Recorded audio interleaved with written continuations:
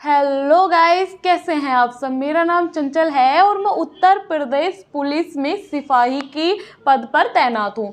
तो आज हम बात करेंगे कि किस तरह की जॉब होती है पुलिस विभाग में और किस तरह के थाने होते हैं और क्या क्या आपको करना पड़ता है, ड्यूटी का समय कितना होता है। तो मैं बात करती हूँ कि किस तरह से क्या प्रोसेस होता है।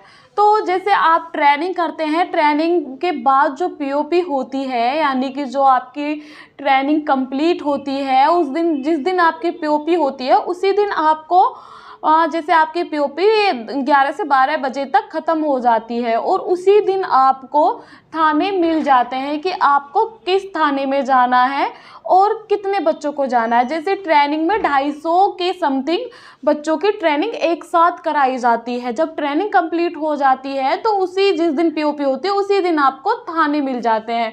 तो थाने ज़िले के हिसाब से मिलते हैं कि जिस ज़िले में आपकी जेटीसी होती है उसी ज़िले में आपको तैनाती मिलती है, यानी कि पोस्टिंग मिलती है।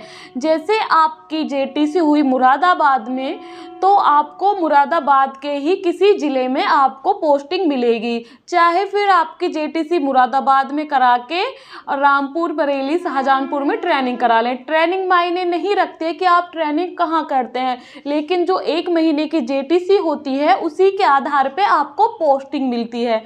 तो जब पोस्टिंग आपको मिल जाती है तो थाने आपको बताया जाता है, थाने में 250 बच्चों को, 250 से ज़्यादा भी हो सकते, कम भी हो सकते, लेकिन एवरेज 250 है जहाँ ट्रेनिंग होती है। तो 4-4 या 5-5 करके बच्चों को डिवाइड कर दिया जाता है थानों के हिसाब में। जहाँ जिस ज़िले में थाने ज़्यादा होंगे उस ज़िले में ज़्यादा बच्चों को डिवाइड करते हैं। तो उसी के हिसाब से जैसे 4-5-6 जैसे भी डिवाइड हों, लेकिन भेजेंगे आपको हर थाने में। हर थाने में बच्चे, जैसे शाहजहांपुर में 250 बच्चों ने ट्रेनिंग करी एक साथ, तो 250 बच्चों को पूरे शाहजहांपुर में जितने भी ज़िले हैं उन ज़िलों में बराबर करके बांट दिया जाता है। वैसे मुरादाबाद, रामपुर सभी का यही होता है कि उन जितने भी बच्चे उस ज़िले में जेटीसी करेंगे उन बच्चों को पूरे थानों के हिसाब से बांट दिया जाता है। फिर एक थाने में 4 पढ़ें या 5 पढ़ें, उसी के हिसाब से सबको बांट दिया जाता है। तो थाने 2 प्रकार के होते हैं, एक महिला थाना, एक पुरुष थाना, यानी कि जेंट्स थाना और महिला थाना। तो महिला थाना पूरे ज़िले में एक ही होता है, यानी कि जितने उत्तर प्रदेश में 75 ज़िले हैं तो प्रत्येक ज़िले में महिला थाना होता है। लेकिन जेंट्स थाने बहुत सारे होते हैं, वो एरिया के और क्षेत्रफल के हिसाब से डिपेंड करता है कि एक ज़िले में कितने थाने होंगे। तो सब थानों में आपको बांट दिया जाता है। तो मैं बात करूंगी कि महिला थाने में क्या क्या होता है। तो महिला थाने में मुख्यतः सारी महिलाएं होती हैं, लेकिन कुछ पुरुष भी होते हैं जो जिनकी ज़्यादा एज होती है तो उन पुरुष को भी रख लेते हैं और होम गार्ड पुरुष होते हैं। इसके अलावा कोई यंग यूथ नहीं होती है पुरुष के लिए। तो महिला थाने के अगर बात करें कि महिला थाने में जो भी लड़कियां जाती हैं उनको बात करें तो महिला थाने में पहरा होता है। पहरा ऐसा होता है कि आपको राइफल इंचार्ज लेके 3 घंटे गेट पे खड़ा रहना होता है। उसमें आपको वो निगरानी करनी होती है, आप उसमें बैठ नहीं सकते। तो वो उसकी टाइमिंग सिर्फ 3 घंटे होती है, जैसे 6 से 9 और 9 से 12, 12 से 3, 3 से 6, ऐसे करके आपको पहरा करना होता है। स्टार्टिंग में आपको पहरा ही कराया जाता है। फिर आती है बीट ड्यूटी। बीट ड्यूटी किसे कहते हैं? बीट ड्यूटी उसे कहते हैं जो बाहर की ड्यूटी होती है, जो बाहर की फील्ड वर्क होता है, उसे बीट ड्यूटी कहते हैं। तो उसमें बीट ड्यूटी के अंतर्गत आती हैं, जैसे आपको कहीं पे कोई दुर्घटना होगी है या फिर महिला के साथ कुछ हुआ है, तो महिला से रिलेटेड अगर कोई दुर्घटना है तो उसमें महिला को बुलाएंगे ही और महिला थाने से बुलाते हैं, या फिर वो जिस क्षेत्र में हुआ है वहाँ पे महिला को उस क्षेत्र के थाने की महिला को बुलाया जाते हैं। फिर उसके बाद होती है बीट क्षेत्र में ही आती है बीआईपी ड्यूटी। जैसे हर ज़िले में या कहीं भी बीआईपी ड्यूटी हो आएगी तो बीआईपी ड्यूटी के लिए पूरे स्टाफ को, दरोगा, इंस्पेक्टर और सिपाही, कांस्टेबल, मतलब सभी की ड्यूटी लगती है। तो उसमें भी मुख्यतः काफ़ी अच्छी उसमें ड्यूटी लगती है। अब ज़रूरी नहीं कि आप जिस ज़िले में पोस्टिंग हो उसी ज़िले में आपकी आपकी ड्यूटी लगेगी। आपको अन्य किसी ज़िले में अगर आपकी ज़रूरत है, वहाँ का स्टाफ कम है, तो वहाँ पर भी आपको बुला लिया जाता है। वैसे ही अगर ज़िले में भी अगर आपकी ज़रूरत किसी अलग थाने को है, यानी कि जैसे आपकी तैनाती महिला थाने में है और आपको किसी जेंट्स थाने में महिलाओं की ज़रूरत है, तो वो आपको बुला लिए जाते हैं। वो कुछ समय के लिए होता है, वो महिला थाने को इन्फॉर्म करते हैं कि हमें इतनी महिला चाहिए और हमारे इतने से इतने टाइम तक के लिए चाहिए। तो महिला थाने की लड़कियां वहाँ पे जाती हैं, ड्यूटी करती हैं और फिर से वापस अपने थाने में पोस्टेड हो जाती हैं। तो ये होती है महिला थाने की बात। तो फिर उसके बाद होते हैं मिशन शक्ति। मिशन शक्ति में क्या होता है? मिशन शक्ति का ही मतलब है जागरूकता, यानी कि आपको 4-6 मतलब जितने की लोग लड़कियों की ड्यूटी लगती है, उन्हीं लड़कियों को भेजा जाता है मिशन शक्ति के लिए, महिलाओं को जागरूक करने के लिए। अपने क्षेत्र में जितने भी मतलब आसपास में गली होगी, सड़कें होगी, या फिर पुलिस बस स्टॉप हो गया और रेलवे स्टेशन हो गया, स्कूल कॉलेजेस, इन सब में कैंप वगैरह लगते हैं। तो उसमें आपको जागरूक किया जाता है महिलाओं को, तो कि क्या पुलिस के कर्तव्य होते हैं, पुलिस काम करती है। ये मिशन शक्ति होगी, आपकी ड्यूटी ये लग सकती है। ड्यूटी की टाइमिंग फिक्स नहीं होती है, ड्यूटी की अगर जब तक जैसे कोई, और हाँ, एक जुलूस ड्यूटी होती है। जुलूस ड्यूटी वो उसे कहते हैं जैसे कोई यात्रा निकलती है, जैसे झांकी वगैरह निकलती हैं और शोभा यात्रा होगी, तो वो सभी धर्म के लोग निकालते हैं, चाहे ईसाई हो, चाहे मतलब हिंदू, मुस्लिम, सिख, ईसाई, सभी के यहाँ पे मतलब हर जगह जुलूस निकलते हैं। किसी के ईद के पर्व पे निकालते हैं, कोई रामायण के या फिर दशहरा के पर्व पे निकालते हैं। तो ये जुलूस ड्यूटी होगी और इसका टाइम कोई फिक्स नहीं होता है। उसमें जब आपकी ड्यूटी लग के आती है, उसमें क्लियर कर देते हैं कि आपके जुलूस प्रारंभ होने से लेकर जुलूस ख़त्म होने तक आपकी ड्यूटी है। तो ड्यूटी का टाइमिंग कोई फिक्स नहीं होता है। तो बात करते हैं जेंट्स थाने की।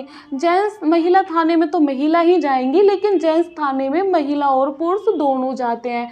जब जेंट्स थाने में आपकी पोस्टिंग होगी तो थाना आपका कोई भी हो सकता है, देहात का भी हो सकता है और नगर का भी हो सकता है। तो जहाँ भी आपकी पोस्टिंग होगी तो सबसे पहले आपको बीट मिलती है। बीट का मतलब ये है कि हल्का मतलब ये कि ऐसा होता है कि हर गांव के एरिया को बांट दिया जाता है। मतलब एक थाने के अंदर बहुत सारे गांव या बहुत सारा क्षेत्र आता है। सिटी के अंदर क्षेत्र बोला जाता है, यानी कि कॉलोनी वगैरह होती है। लेकिन देहात जो थाने होते हैं, तो एक थाने के अंदर बहुत सारे गांव होते हैं। तो ऐसे बांट दिया जाता है हल्के कि इस गांव में तुम्हारी मतलब एक तरह से कह सकते हैं, अगर मैं अपनी लैंग्वेज में समझाऊं, कि ये जो गांव है ये आपकी रिस्पॉन्सिबिलिटी है। इस गांव में कोई दुर्घटना होगी या कोई लड़की फरार हो जाएगी या फिर कोई लड़की भाग जाएगी या फिर मतलब उस गांव से रिलेटेड जो भी शिकायतें आएंगी वो आपकी जिम्मेदारी बन जाती है। और उस गांव में आपको निरंतर जा के लोगों की से पूछा जाता है कि आप सब ठीक तो है ना, कोई प्रॉब्लम तो नहीं है।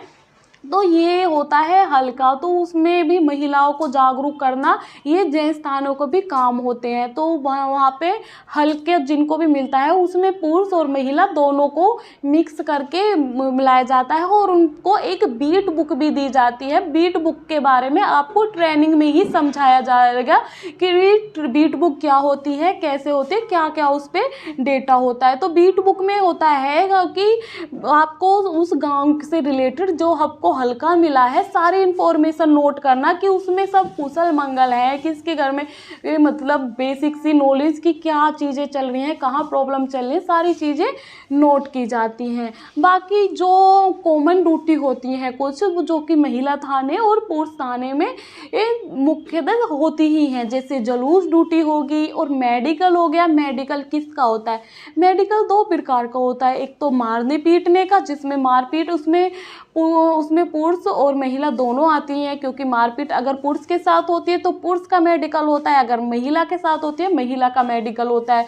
और रेप केस में भी महिलाओं का मेडिकल होता है, जिसमें महिला की ही ड्यूटी लगती है और महिला को ये मेडिकल कराना होता है, या तो देहात क्षेत्र में हो या फिर महिला थाने के क्षेत्र में हो, जिस क्षेत्र में भी हो वहाँ पे आपको मेडिकल कराया जाएगा।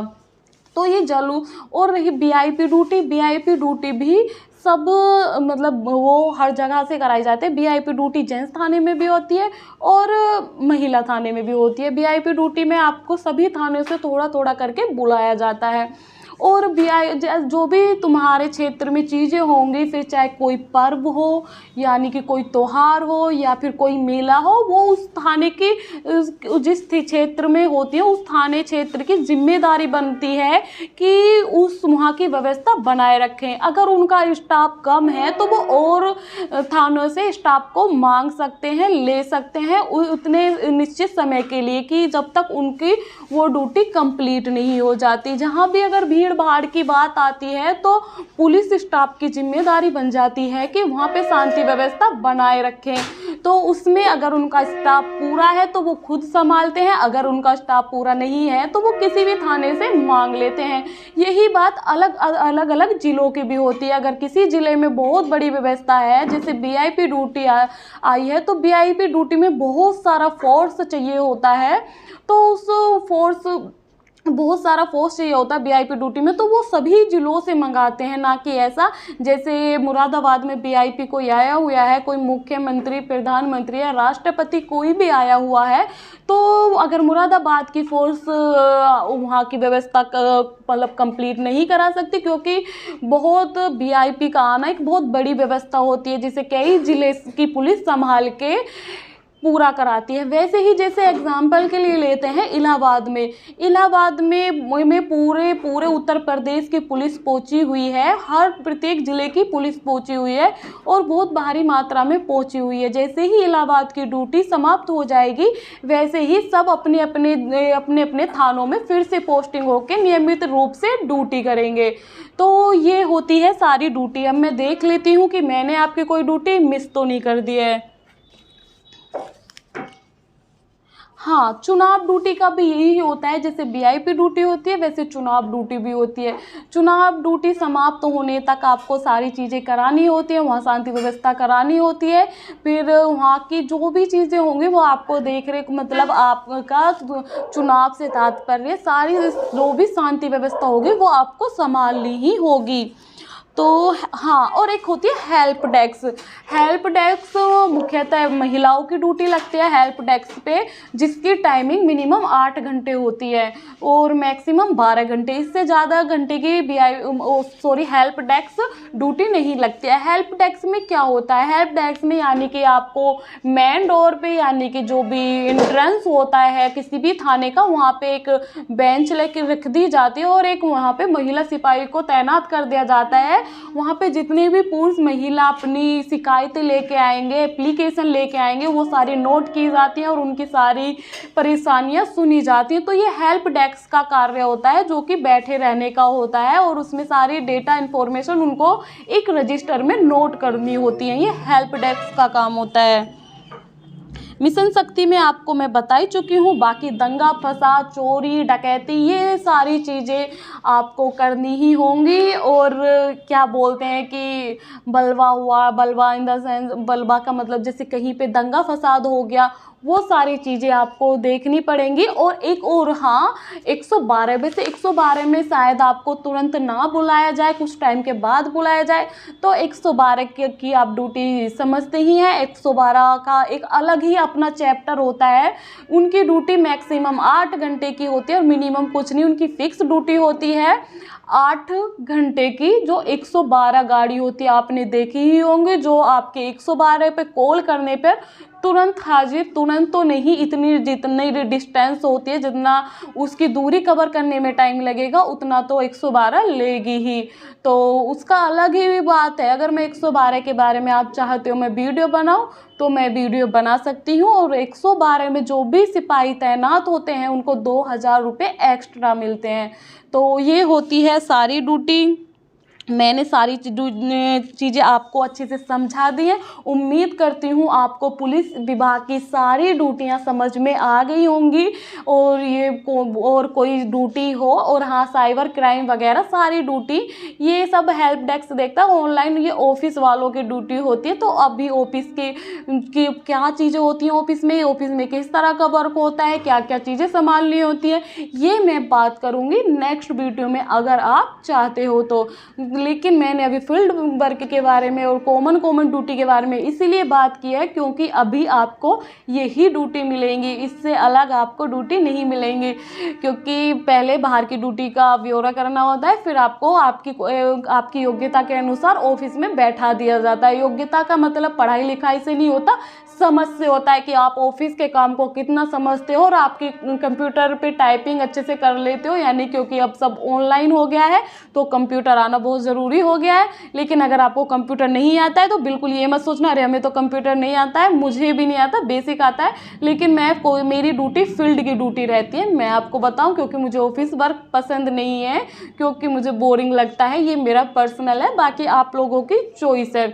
तो अगर आपको इससे भी अलग किसी और वीडियो पे, किसी और टॉपिक पे वीडियो चाहिए हो तो मुझे इनबॉक्स में ज़रूर बता देना, और वीडियो कैसी लगी हो मुझे ये भी बता देना। वैसे चैनल लाइक और सब्सक्राइब के बारे में चलो बोल ही देते हैं, कर देना। अगर आपको सच में वीडियो नहीं पसंद आई हो तो ऑफ कोर्स डिसलाइक कर देना।